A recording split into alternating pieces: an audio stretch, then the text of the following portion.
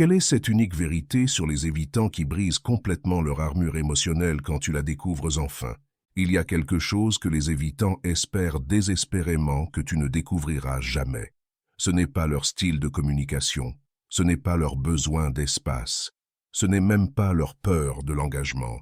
La plupart des gens passent des années à essayer de décoder le comportement évitant en se concentrant sur les schémas de surface. Les cycles chaud-froid, les signaux contradictoires, les murs émotionnels. Mais ce ne sont que des symptômes, des distractions en fait. Pendant que tout le monde voit une personne émotionnellement détachée qui n'a besoin de personne, la réalité est exactement l'inverse. Le vrai secret vit en dessous de tout ça, caché si bien que la plupart des évitants ne réalisent même pas qu'ils le protègent.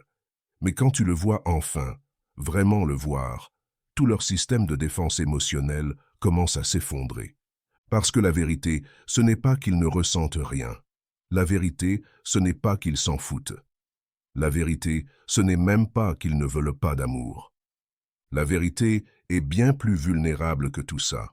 Pour comprendre ce que les évitants cachent vraiment, tu dois voir au-delà de l'illusion qu'ils ont perfectionnée. Imagine quelqu'un qui a passé toute sa vie à apprendre à retenir son souffle sous l'eau.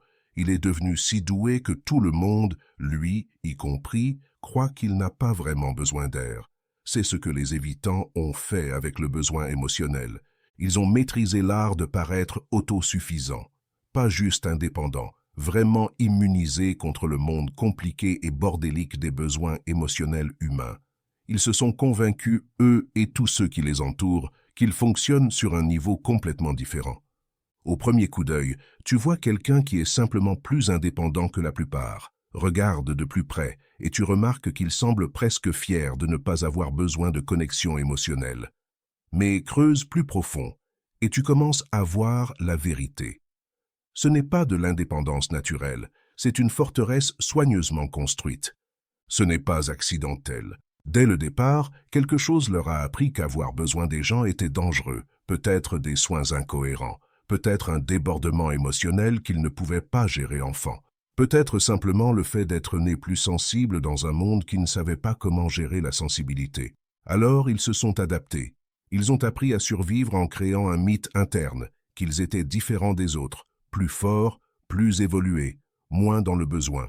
Ce mythe est devenu leur identité, leur super-pouvoir, leur façon de naviguer dans le monde sans jamais avoir à risquer la vulnérabilité qui vient avec un vrai besoin humain. Mais voici ce qu'ils ne veulent pas que tu saches. Maintenir cette illusion demande des quantités énormes d'énergie. C'est épuisant de surveiller constamment tes expressions émotionnelles, de calibrer soigneusement à quel point tu tiens à quelque chose, d'être toujours prêt à te retirer dès que les choses deviennent trop réelles. Ils sont devenus des athlètes émotionnels, jouant constamment une force qu'ils ne ressentent pas vraiment. Et la performance est si convaincante que la plupart des gens, même ceux qui les aiment, y croient complètement. Ce qui est exactement ce dont ils ont besoin que tu fasses. Parce que si tu ne crois pas en leur invulnérabilité émotionnelle, tout leur sentiment de sécurité s'effrite. Le personnage qu'ils ont créé n'est pas juste une préférence ou un trait de personnalité, c'est un mécanisme de survie. Et comme tous les mécanismes de survie, ça ne marche que tant que la menace contre laquelle c'est conçu pour protéger ne s'approche pas trop. Mais qu'est-ce qu'ils protègent exactement? Quelle est la vérité qu'ils ont si peur que tu découvres? La voici. Ce qu'ils espèrent que tu ne verras jamais. Tu as complètement raison de sentir que quelque chose cloche dans leur détachement émotionnel. Oui, ils semblent vraiment non affectés par des choses qui dévasteraient la plupart des gens. Mais la raison n'est pas ce que tu penses. Les évitants ressentent tout plus intensément que presque n'importe qui d'autre. Pas moins, plus. Ils ne sont pas émotionnellement indisponibles parce qu'ils n'ont pas d'émotions. Ils sont émotionnellement indisponibles parce que leurs émotions sont si écrasantes que toute leur personnalité s'est organisée autour du fait de ne pas les ressentir pleinement. Chaque mur qu'ils ont construit, chaque défense qu'ils ont perfectionnée, chaque façon qu'ils ont apprise de garder les gens à distance, tout est conçu pour les protéger de l'intensité de leur propre monde émotionnel. Réfléchis-y. Tu ne développes pas des systèmes de défense élaborés contre quelque chose qui ne t'affecte pas. Tu ne passes pas ta vie à éviter quelque chose qui n'est pas vraiment menaçant. Tu ne deviens pas expert en distance émotionnelle à moins que la proximité émotionnelle ne soit vraiment dangereuse. La plus grande peur de l'évitant, ce n'est pas d'être impossible à aimer, c'est d'être trop intense, trop écrasant, trop dans le besoin une fois que tu dépasses leur défense. Alors ils ont appris à aimer par petites doses, à tenir à quelque chose en quantité mesurée, à avoir besoin des gens juste assez pour fonctionner mais jamais assez pour perdre le contrôle. Mais les sentiments sont là, tous. Le désir profond, l'attachement, la faim intense de connexion. Ils n'ont pas éliminé ces choses, ils sont juste devenus incroyablement doués pour les gérer. C'est pourquoi ils peuvent sembler si contradictoires. Passionnés, mais distants. Attentionnés, mais froids. Présents, mais indisponibles. Ils ne jouent pas ou ne sont pas manipulateurs. Ils essaient constamment d'équilibrer deux choses impossibles. Tout ressentir tout en ayant l'air de ne rien ressentir.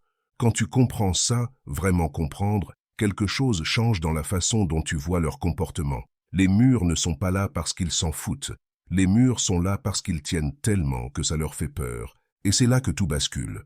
Au moment où un évitant réalise que tu as percé leur secret, leur comportement change dramatiquement. Pas graduellement, pas subtilement, dramatiquement.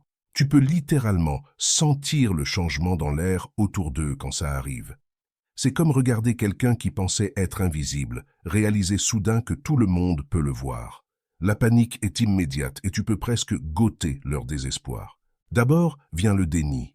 Ils vont essayer de te convaincre que tu te trompes, que tu surinterprètes, que tu projettes ou que tu es trop émotionnel. Ce n'est pas exactement de la manipulation, c'est de l'autopréservation désespérée. S'ils peuvent te convaincre que tu n'as pas vraiment vu ce que tu as vu, ils peuvent retourner se sentir en sécurité. Mais si le déni ne marche pas, si tu restes ferme dans ta compréhension, quelque chose de plus intéressant se passe.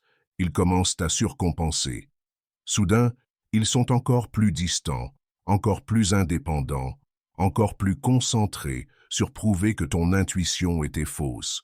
Ils vont se donner un mal de chien pour démontrer à quel point ils ont peu besoin de quelqu'un, à quel point ils vont parfaitement bien seuls, à quel point ils ne sont pas affectés par la connexion émotionnelle. Cette surcompensation est la réaction la plus révélatrice de toutes, parce que les gens qui s'en foutent vraiment n'ont pas besoin de prouver qu'ils s'en foutent. Les gens qui sont vraiment détachés émotionnellement ne bossent pas si dur pour paraître détachés émotionnellement. La phase « j'en fais trop » est là où tu vois les fissures le plus clairement. Leur coolitude habituelle sans effort devient forcée, leur indépendance naturelle devient jouée. Leur distance émotionnelle devient évidemment délibérée plutôt que vraiment ressentie. Certains évitants vont complètement disparaître pendant cette phase, pas parce qu'ils s'en foutent, mais parce qu'être près de toi devient trop exposant. Tu es devenu un miroir qui reflète leur propre intensité émotionnelle et ils ne peuvent pas supporter ce qu'ils voient. D'autres deviennent hyper analytiques. Ils vont commencer à disséquer ton comportement, tes motivations, tes schémas émotionnels. C'est leur tentative de reprendre le contrôle en retournant l'attention sur toi. S'ils peuvent faire que tu sois celui qui est examiné, ils n'ont pas à s'asseoir avec l'inconfort d'être vraiment vus. Mais la réponse la plus vulnérable, c'est quand ils commencent à te tester. Petite confession, minuscules admissions de besoin ou d'incertitude. Ils essaient de voir si ta compréhension de leur intensité va se traduire par du rejet ou du jugement. Parce que dans leur expérience, être pleinement vu mène généralement à être trop pour que les gens puissent gérer. Alors pourquoi cette révélation est-elle si dévastatrice pour eux? Comprendre pourquoi nécessite de comprendre de quoi dépend vraiment le sentiment de sécurité d'un évitant.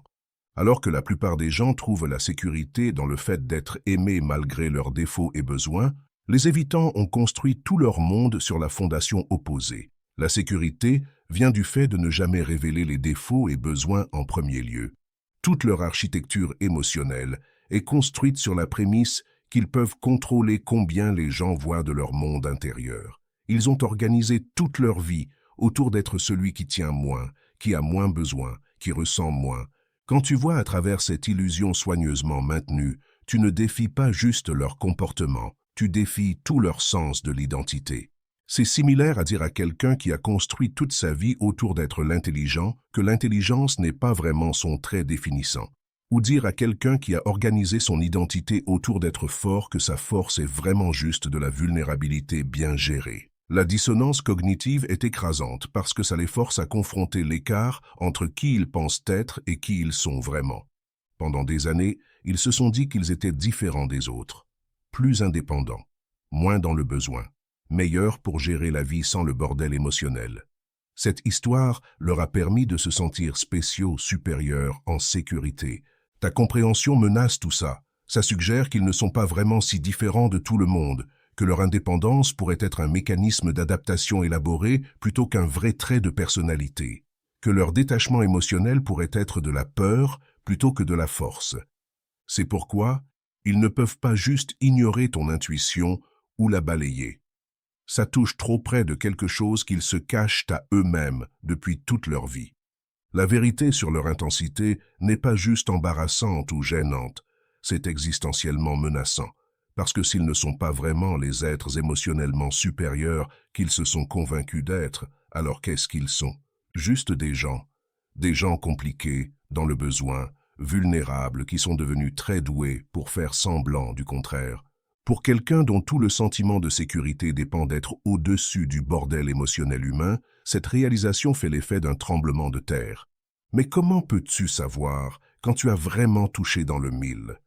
Quand un évitant réalise que tu as vu à travers son armure émotionnelle, sa réponse suit des schémas prévisibles. Ce ne sont pas des stratégies conscientes, ce sont des réflexes protecteurs automatiques. Au début, tu peux remarquer de petits changements dans la façon dont ils t'écrivent. Peut-être qu'ils répondent plus vite ou plus lentement que d'habitude. Puis tu commences à les voir poser des questions plus directes sur tes sentiments envers eux. Finalement, tu réalises qu'ils surveillent vraiment chacune de tes réactions, désespérés de jauger si tu es en train de les juger pour ce que tu as découvert. Tu vas remarquer qu'ils surveillent tes réactions plus attentivement que d'habitude. Ils deviennent hyper vigilants sur les signes que tu pourrais être en train de les juger ou de les trouver trop intenses. Un regard, une pause dans la conversation, un changement dans ton ton, des choses qu'ils rateraient ou ignoreraient normalement portent soudain un poids énorme. Certains évitants deviennent étonnamment généreux pendant cette phase, pas émotionnellement généreux, pratiquement généreux. Offrir de l'aide, acheter des cadeaux, rendre des services. C'est leur façon de créer de la valeur dans la relation sans avoir à être émotionnellement vulnérable. S'ils ne peuvent pas contrôler combien tu vois de leurs sentiments, ils peuvent au moins essayer de contrôler combien tu les apprécies. D'autres vont dans la direction opposée et deviennent avares, pas juste émotionnellement, mais pratiquement aussi. Ils arrêtent de faire les petites choses qu'ils faisaient, arrêtent d'être aussi disponibles, arrêtent de mettre de l'énergie dans les expériences partagées. C'est leur tentative de se prouver qu'ils ne tiennent pas autant que ton intuition le suggère. Le signe le plus révélateur, c'est comment ils parlent des émotions en général. Quelqu'un qui rejetait les sentiments comme sans importance avant pourrait commencer à les intellectualiser extensivement. Ils vont analyser les schémas émotionnels, discuter de théories de l'attachement ou expliquer des concepts psychologiques. Ça leur permet de s'engager avec les sujets émotionnels tout en maintenant leur sentiment d'être au-dessus plutôt que sujet à eux. Regarde aussi comment ils répondent à tes propres expressions émotionnelles. Ils peuvent devenir soit hyper réactifs, soit complètement non réactifs. Hyper réactifs parce qu'ils essaient de prouver qu'ils peuvent gérer les émotions appropriément. Non réactifs parce qu'ils sont écrasés par l'intensité de ce que tes émotions déclenchent en eux. Les deux réponses révèlent la même chose. Tes expressions émotionnelles ont un impact beaucoup plus grand sur eux qu'ils ne sont à l'aise d'admettre. Maintenant, une fois que tu vois cette vérité sur les évitants, que leur détachement est vraiment de l'intensité gérée, tu détiens quelque chose de puissant et de dangereux. Tu n'as pas tort de sentir que cette connaissance te donne un avantage pour les comprendre. Oui, ça change absolument tout sur la façon dont tu interprètes leur comportement. Mais, avec cette compréhension vient une responsabilité que la plupart des gens ne considèrent pas. Mais ça peut aussi être utilisé comme une arme, utilisé pour les pousser vers une vulnérabilité pour laquelle ils ne sont pas prêts, utilisé pour les exposer de façon qui sont cruelles plutôt qu'aimantes. La chose la plus importante à comprendre, c'est que voir leur vérité ne te donne pas le droit de les forcer à la reconnaître. Juste parce que tu comprends que leurs murs sont de la protection, ne signifie pas que tu devrais essayer de démolir ces murs. La vraie sécurité émotionnelle, le genre qui permet aux évitants de graduellement baisser leur défense, vient du fait de savoir que leur intensité sera accueillie avec une présence stable plutôt qu'une réciprocité écrasante. Ils ont besoin de savoir que voir leur profondeur émotionnelle ne va pas faire de toi quelqu'un qui exige qu'il soit profond tout le temps. Que comprendre leur capacité à ressentir ne va pas créer de pression pour qu'ils ressentent tout pleinement à chaque moment. Le paradoxe d'aimer un évitant, c'est qu'ils ne peuvent risquer de te montrer leur intensité émotionnelle que quand ils font confiance au fait que tu ne vas pas exiger qu'ils y vivent constamment. Ça signifie que ta réponse à leur vérité est tout. Gère-la avec soin et tu pourrais les trouver graduellement devenir plus émotionnellement disponibles que tu n'aurais jamais pensé possible. Gère-la négligemment et tu vas probablement les trouver disparaissant entièrement, plus convaincus que jamais que leurs sentiments sont trop pour que quiconque puisse les gérer. Ce qui nous amène à un point de décision crucial. Comprendre cette vérité sur les évitants crée un choix dans toute relation avec eux. Tu peux presque entendre les alarmes internes qui sonnent dans leur tête quand ils réalisent que tu vois leur intensité. Tu peux sentir leur besoin désespéré de reconstruire les murs que tu viens de voir à travers. Et tu peux sentir le poids de décider quoi faire avec cette connaissance. Tu peux l'utiliser pour développer des attentes réalistes sur ce qu'ils peuvent t'offrir émotionnellement et quand. Ça te permet de les aimer comme ils sont plutôt que comme tu aimerais qu'ils puissent être. Ou tu peux l'utiliser pour décider si leur façon d'aimer, intense mais soigneusement gérée, profonde mais protégée, est compatible avec ce dont tu as besoin dans une relation. Tous ces choix sont valides. Mais ils requièrent tous que tu sois honnête sur ce avec quoi tu traites vraiment quand tu aimes un évitant. Tu ne traites pas avec quelqu'un qui ne ressent rien. Tu traites avec quelqu'un qui ressent tellement qu'il a dû devenir expert à ne pas ressentir. Ça change tout. As-tu déjà vécu un évitant s'effondrant quand il a réalisé que tu avais vu à travers ses défenses émotionnelles? Laisse un commentaire sur à quoi ça ressemblait dans ta situation.